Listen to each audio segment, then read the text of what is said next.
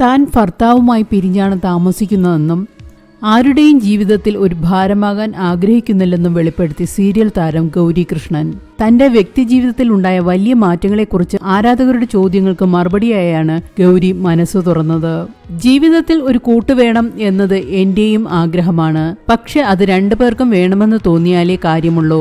നല്ലൊരു കൂട്ടാകാൻ കഴിയാത്തതുകൊണ്ടാണ് ഇങ്ങനെയൊരു തീരുമാനമെടുത്തത്. അല്ലാതെ ആരും മോശക്കാരായതുകൊണ്ടല്ല.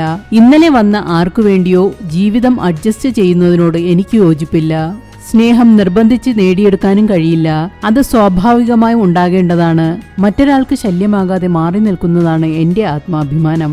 വിവാഹം കഴിച്ചത് സമൂഹത്തിന് മുന്നിൽ പ്രദർശിപ്പിക്കാനല്ല, മറിച്ച് തനിക്കൊരു കൂട്ട് വേണമെന്ന ആഗ്രഹം കൊണ്ടാണെന്നും താരം കൂട്ടിച്ചേർക്കുന്നു. കഴിഞ്ഞ 6 മാസമായി സോഷ്യൽ മീഡിയയിൽ നിന്നും അഭിനയത്തിൽ നിന്നും താരം വിട്ടുനിൽക്കുകയായിരുന്നു.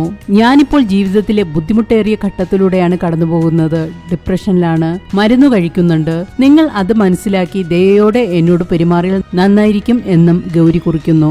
ജീവിതം ഒന്ന് റീസ്റ്റാർട്ട് ചെയ്യാനുള്ള ശ്രമം നടക്കുകയാണെന്നും ഉടൻ അഭിനയ രംഗത്തേക്ക് തിരിച്ചുവരുമെന്നും ഗൗരി അറിയിച്ചു. 2022 ഗൗരി കൃഷ്ണനും സംവിധായകൻ മനോജ് പേയാടും തമ്മിലുള്ള വിവാഹം. പൗർണമി തിങ്കൾ എന്ന ഹിറ്റ് സീരിയലിന്റെ സംവിധായകനായിരുന്നു മനോജ്. സെറ്റിലെ സൗഹൃദമാണ് വിവാഹത്തിലേക്ക് എത്തിച്ചേർന്നത്.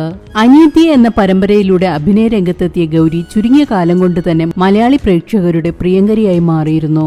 ഏതായാലും താരത്തിന്റെ ഈ തുറന്നു പറച്ചിൽ ആരാധകർക്കിടയിൽ ചർച്ചയായിരിക്കുകയാണ്.